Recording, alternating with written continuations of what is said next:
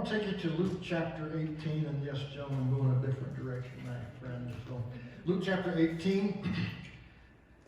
Will the Son of Man find faith on the earth when he comes?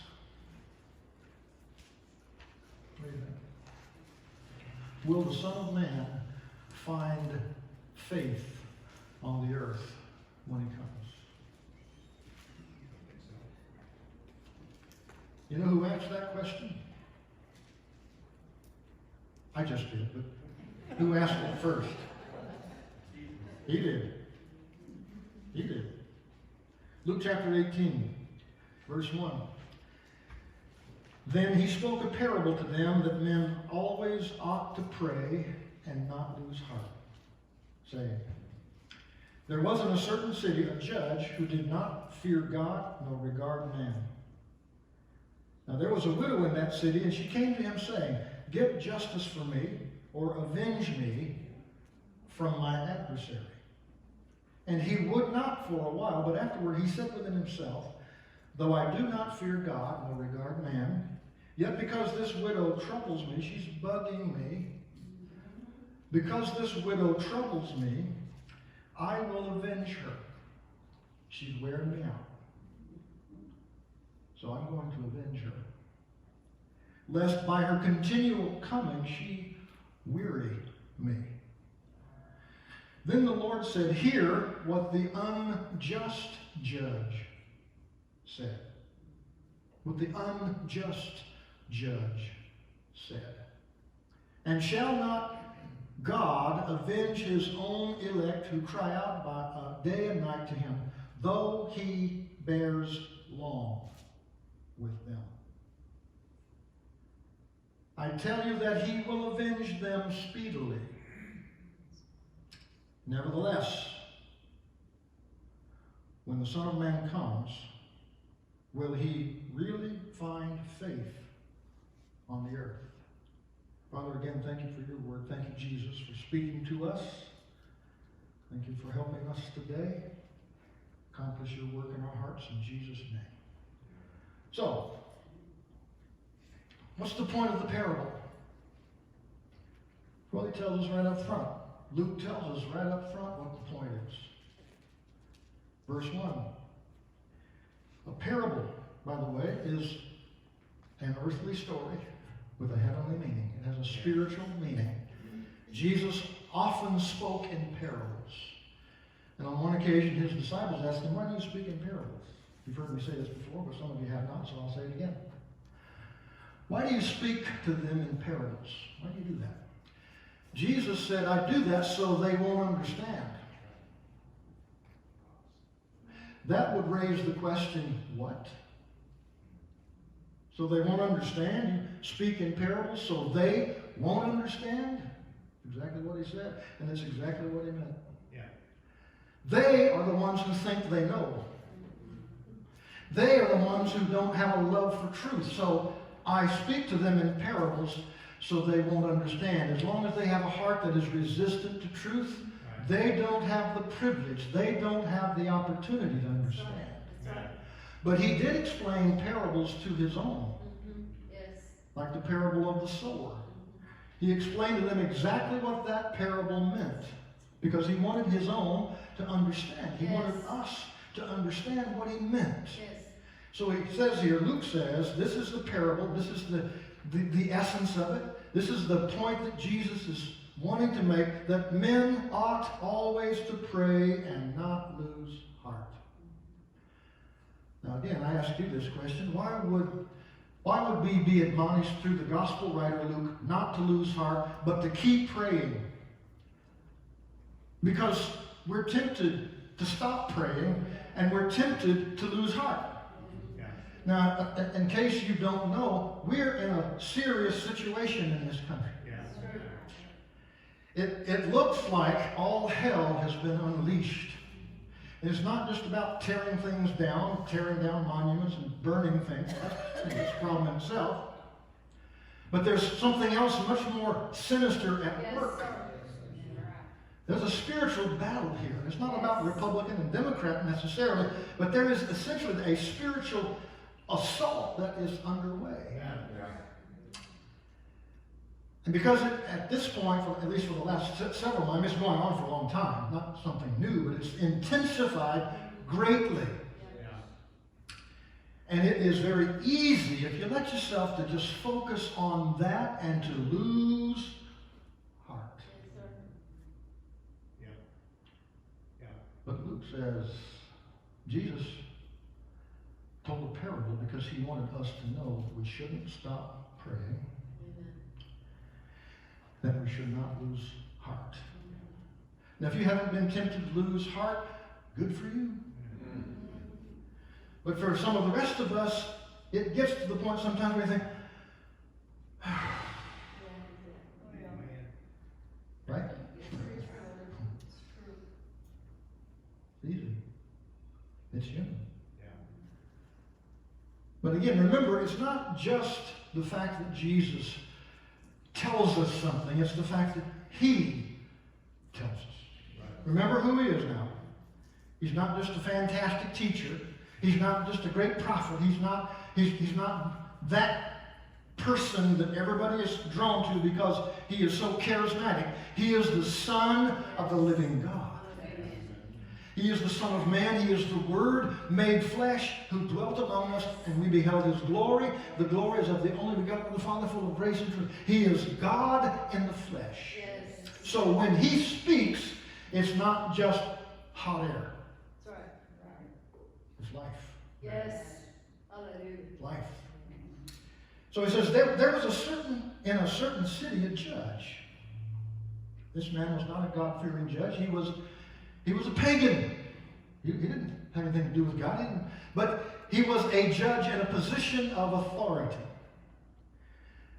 Also in that city was a widow. Who is the widow? She is someone who has no standing whatsoever.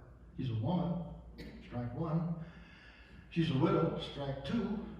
She probably has no money. Strike three. She has nothing. Well, I take that back. She does have something. What would that be? Well, she had persistence. She didn't give up. Now, I know there's nobody like that here today, but have you ever known anyone who is high maintenance, who likes to have your attention? A lot.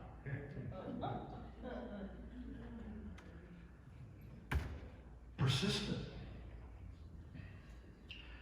You know, persistence is a quality.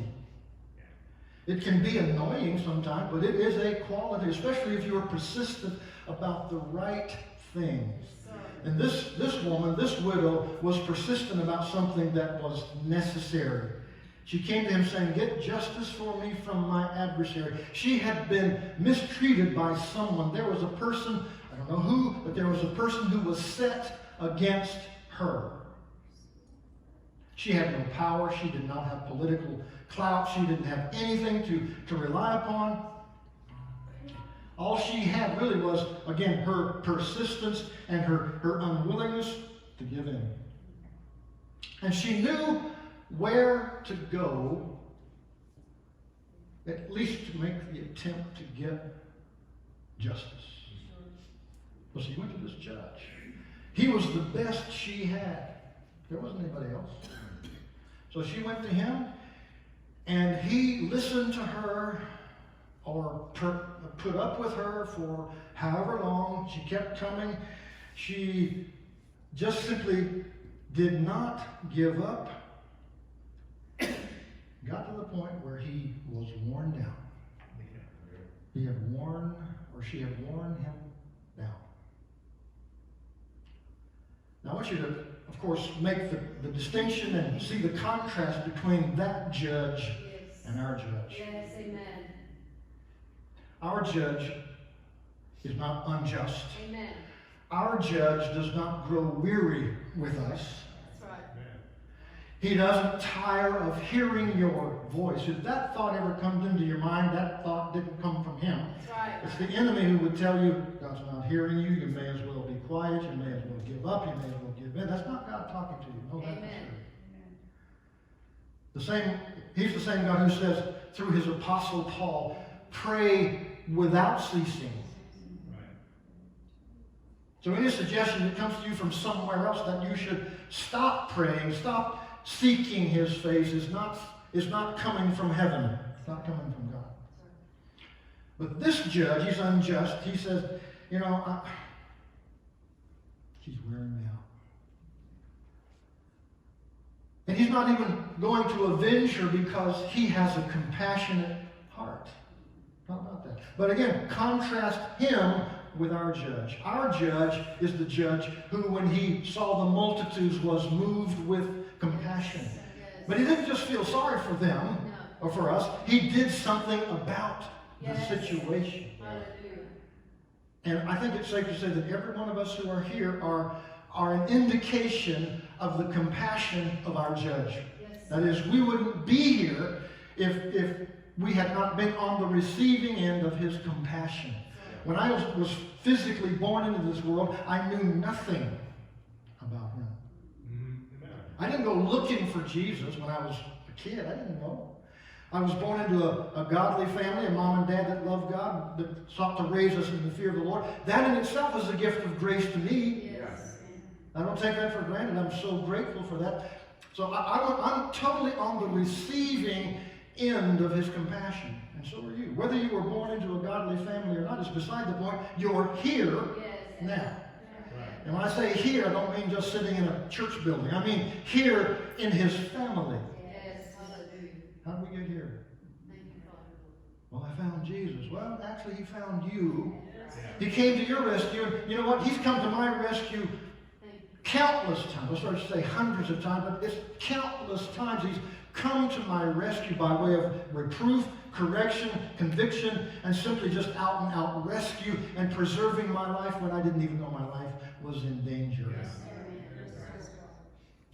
You know, I think I've told this little story before, but I was counseling with a young man many, many years ago. He was a teenage boy. And his mother wanted me to talk to him and, of course, fix him, because that's what pastors do. They can fix everything.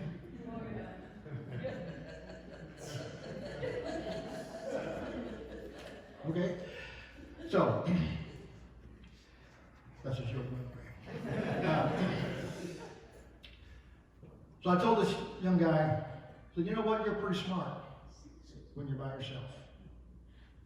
But when you get with your friends, the collective IQ of that group goes down to about 5.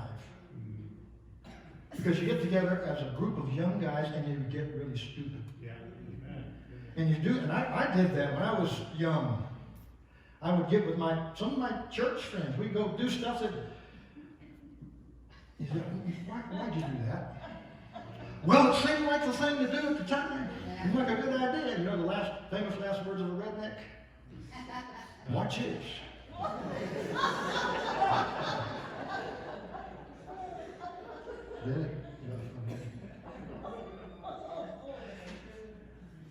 I'm saying that to say there's so many times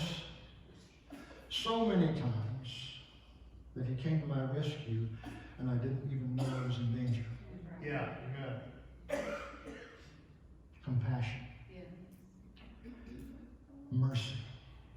I'm standing here because of the mercy of God. I didn't earn the opportunity to stand here with you. I didn't earn that.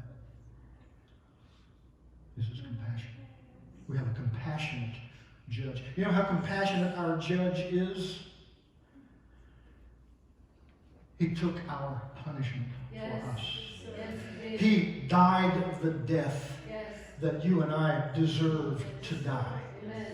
He bore the brunt of our sin. Yes. He became sin for you and me, that we might become the righteousness of God in him. That's the kind of judge that we have. And I'll tell you what, people who reject that or neglect that gift are putting themselves directly in the path of eternal judgment and damnation, separated from God in hell. Not because God sends people there, but because they choose to neglect or reject such a profound gift that as if it means nothing. Yeah. So, because this widow troubles me, I will avenge her. I will vindicate her. Whoever is bothering her, whoever has hurt her, I'm going to deal with that person. And Jesus made it quite clear. He said, I want you to hear what this man said. Hear what he said.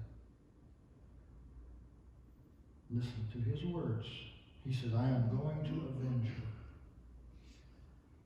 Listen to him. Now I want to tell you something else. Shall not God avenge his own elect?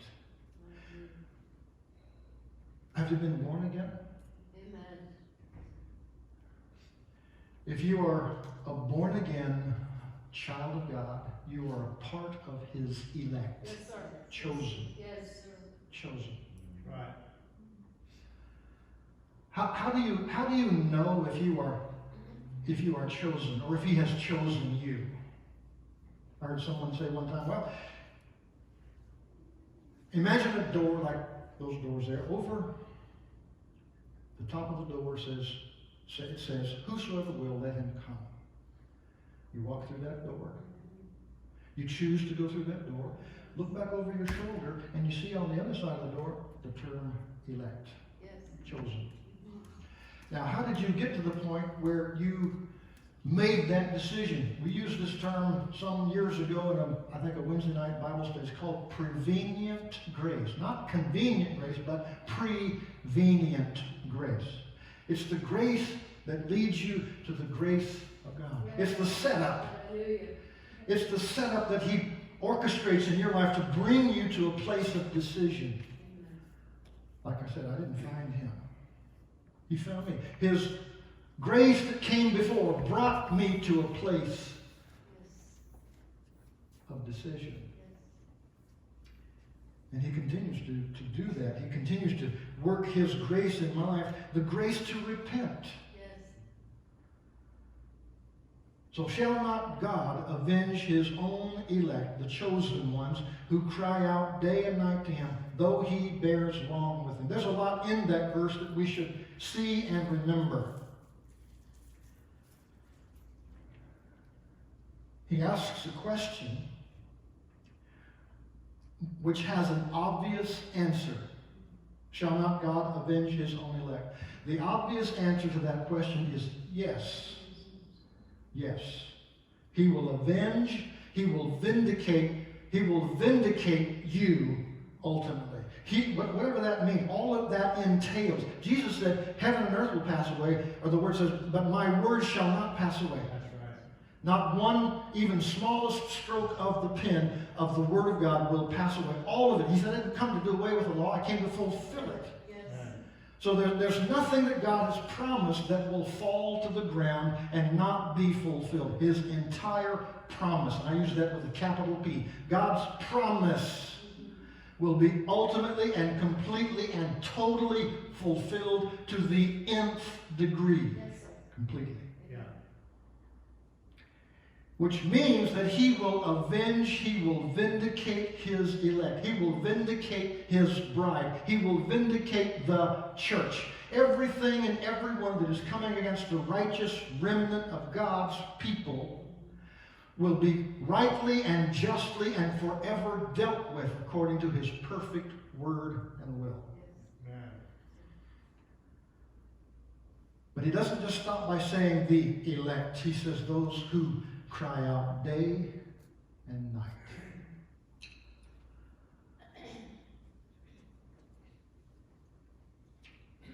God hears the cries of a desperate person. Amen. Now sometimes when things are going wonderfully well, there's not much pressure. We don't have much of a sense of desperation. But when one wheel comes off, and then another wheel comes off, and then the third wheel comes off, and the last wheel's got a flat, we start to get desperate.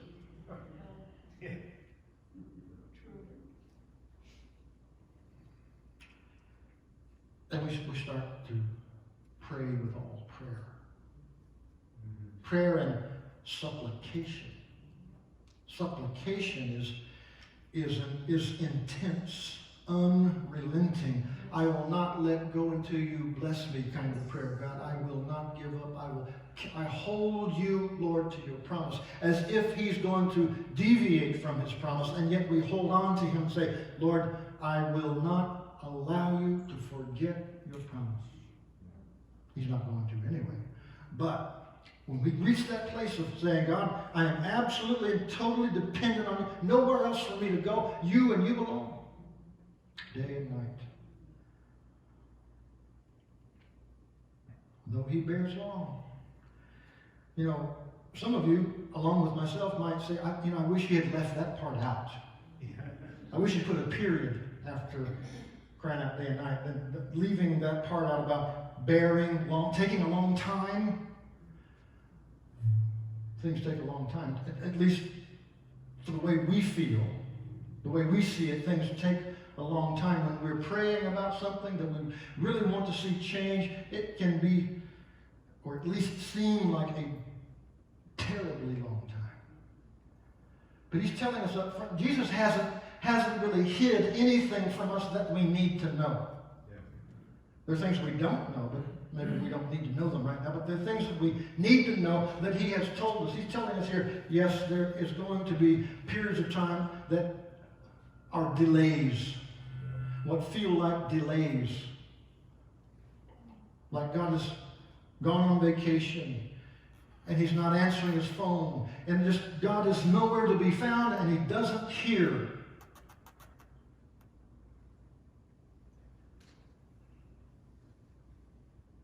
He's already told us that there are going to be those times. Verse 8, I tell you that he will avenge them speedily. From the vantage point of God, a day is as 1,000 years, and 1,000 years is as a day. I think our oldest member of this body is 92, Elizabeth's 92, I think, something like that. My brother Hugh Brashear will be 91 soon. Seems like a long time. That's a long life. Yeah. But compare that with the expanse of eternity. Nothing. So we look at this and we're thinking in terms of weeks and months, maybe years. But God is saying, I will do it speedily. It will come to fruition quickly. Having said all that, knowing all that, Jesus telling us what he wants us to know by way of this parable, he ends on what is really kind of a sad or kind of a plaintive note with the question to be asked. When the Son of Man comes, will he really find faith on the earth?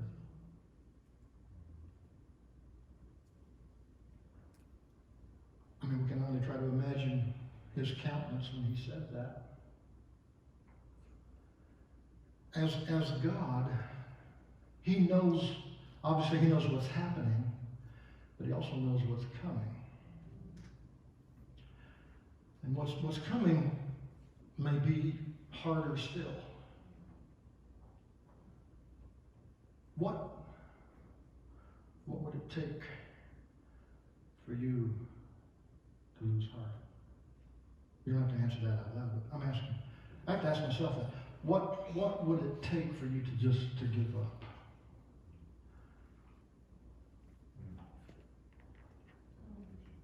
If the wrong, let me just be kind of plain. What if the wrong person is elected in November? You say, well, which one are you talking about?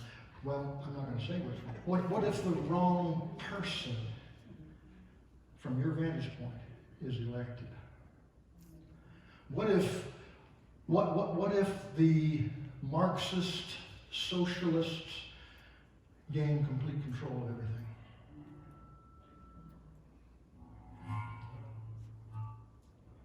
I'm not saying that's going to happen. I don't know.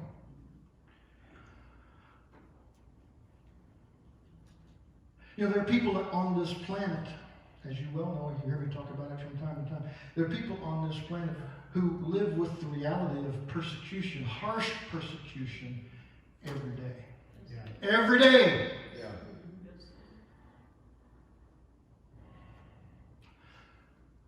And the ones I read about, and some of you've read about them too, They see their suffering as a gift. That doesn't make any sense to a lot of us. Because it is a way in which they identify with Jesus and come to know him. The Apostle Paul, some of you were anticipating this verse probably before I said it. He said that I may know him in the power of his resurrection and the fellowship of his suffering.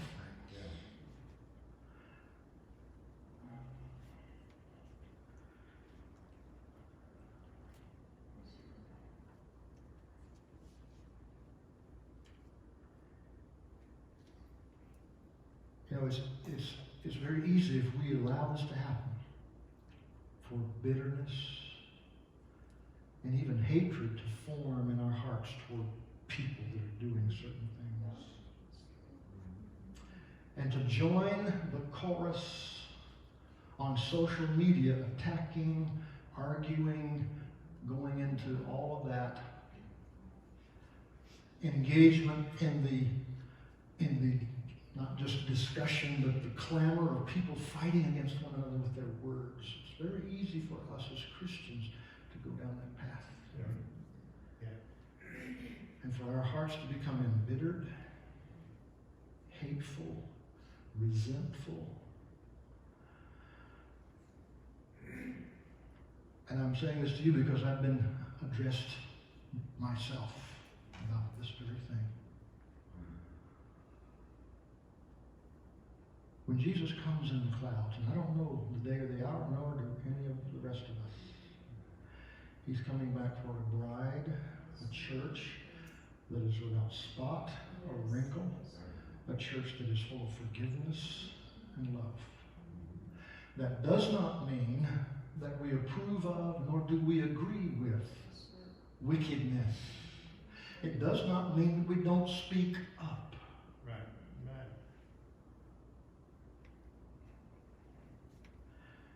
Jesus, however, in the greatest sermon that was ever preached, the Sermon on the Mount,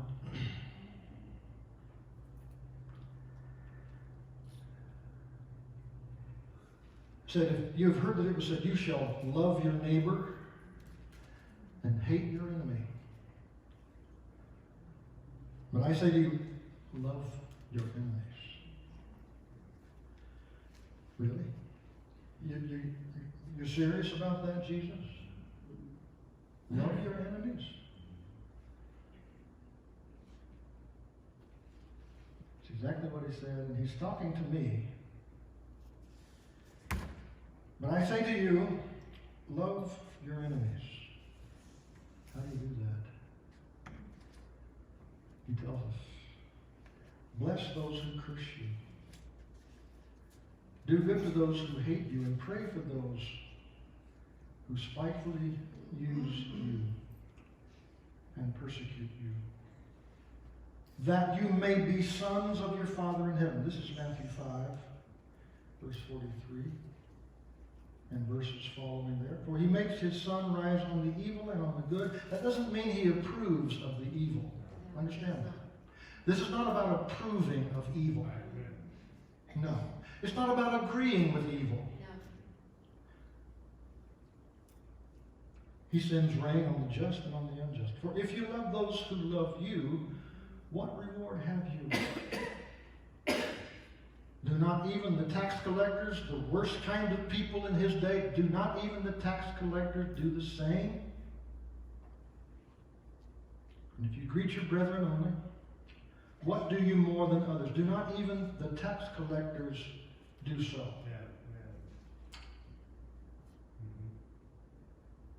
Therefore you shall be perfect, as your Father in heaven is perfect.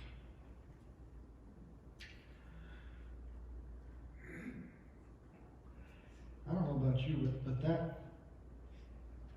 that word from Jesus hits me squarely between the eyes.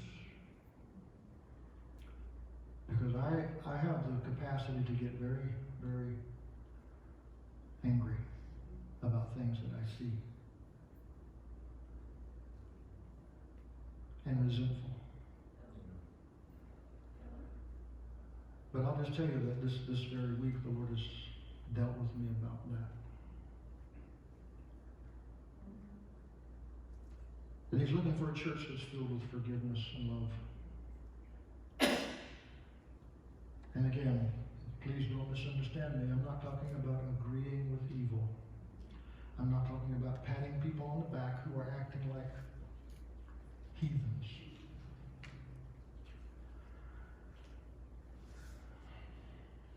You know, when Daniel or the prophets were in captivity in Babylon,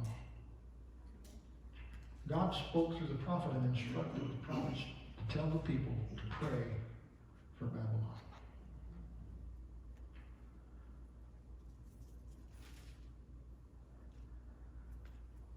In case you don't know it, we're living in Babylon. To a great extent, this is a whole lot like Babylon. The wickedness,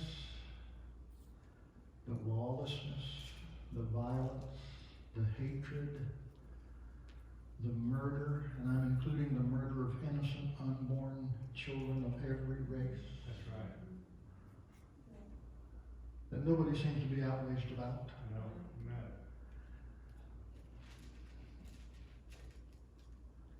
There are people who want to occupy places of power, who have demonstrated that their hearts are not for God and His Word.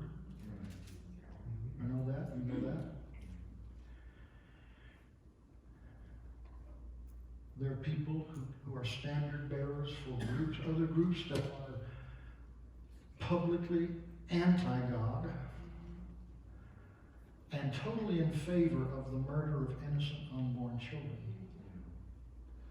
I can assure you that I'm not going to vote for someone like that.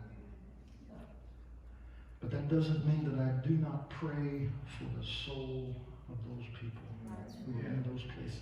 Yeah.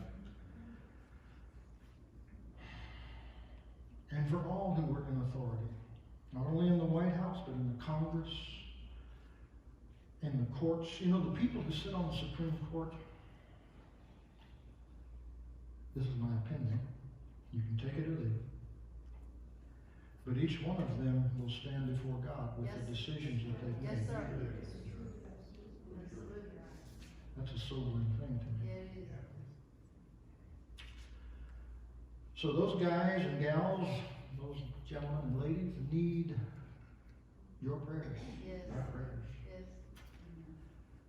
People who are in positions of power are not only accountable to men, Sir. they're accountable to God. Yes, sir. Their souls hang in the balance. Yep. And those who champion, even applaud, and I've seen it, applaud the murder of innocent unborn children, stand before God with that. Yes, sir.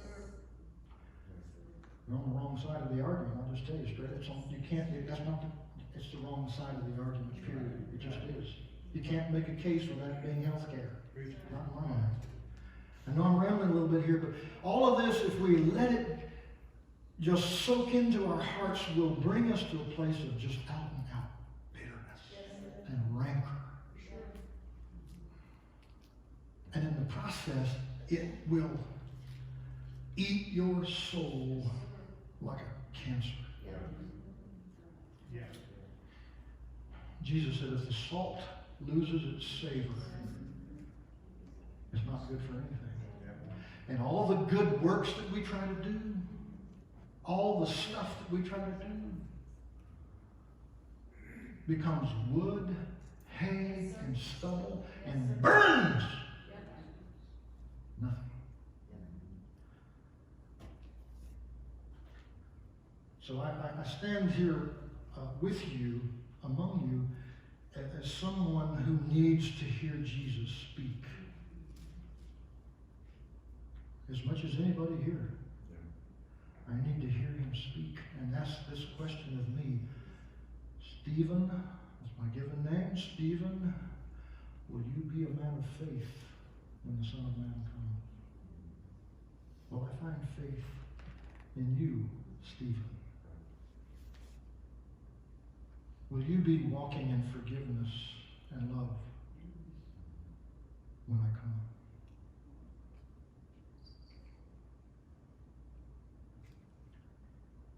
Let's pray.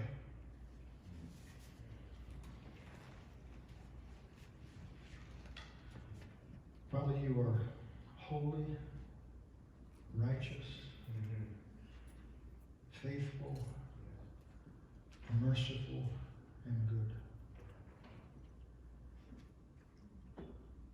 There is no limit to your goodness. There's no limit to your holiness. You are infinitely perfect and pure. And Lord, we as mere human beings in our best efforts, our so-called righteous acts, everything that we do apart from you as a righteous act is as a filthy rag. I cannot in myself, in my flesh, please you. I can't.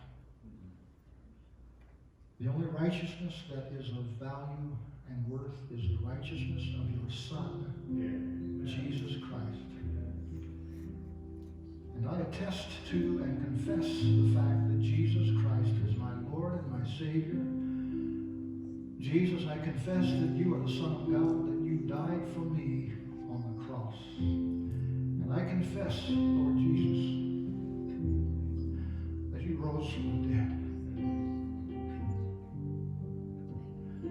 And that you ascended into heaven. And that you are alive today at the right hand of our Heavenly Father. So Lord, we take these few moments together, bowing our hearts before you, Lord, asking you to search our hearts. Search my heart, Lord. Search all of our hearts, God. Forgive our sin. God, remove any and all bitterness, resentment, rancor, hostility. God, give us your love. May your forgiveness and your compassion fill our hearts, Lord. And Lord, I pray that you will intensify our hunger, our thirst for truth, for righteousness. May we stand and speak boldly, speaking the truth in love, but undeterred by the attempts of the forces of darkness to silence us. Lord, you are our King. We are citizens of your kingdom. And we do pray, indeed, that your kingdom will come and your will be done on this earth as it is in heaven. God, create in each one of us today a clean heart. Renew within each one of us a right spirit. Remove every ungodly, unclean, bitter root from all of our hearts, Lord. Make us what you would have us to be. Lord, we pray for those now who have set themselves against the Word of God, against the kingdom of God, and against the people of God. We pray, Lord, for their souls. We pray, Lord, for the light of Christ, the light of the gospel to penetrate every dark heart.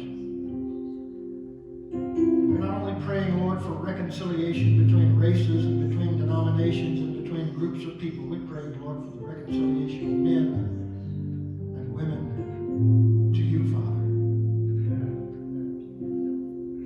And Lord, we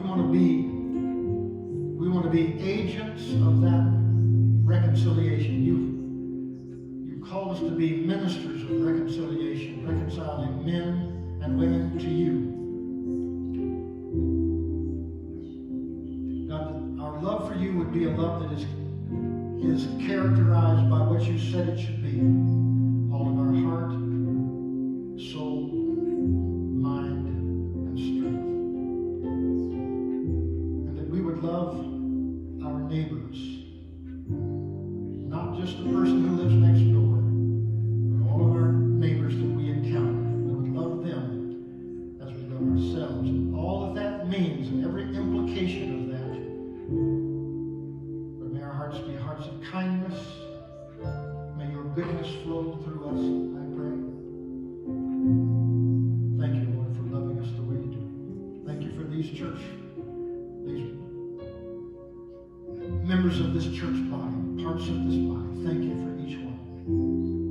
blessings on them. I pray peace and protection. Lord, I ask you to protect them from sickness of every sort. God, I pray concerning the virus, Lord, that this thing will begin to decline and dissipate and be gone. And for those who are sick, may they be healed and well in Jesus' name. And Lord, for the fear that has gripped people's hearts, I pray that fear is taken as well.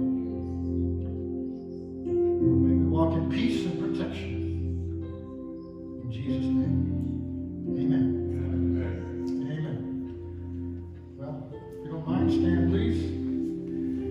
As you know, last Sunday I shared with you, and Kevin shared with you that he's stepping down as our worship leader. And Kevin, I just want to share this with you and your bride. Just to simply say thank you. We appreciate your labor among us. And pray God blessing on you and you, my daughter.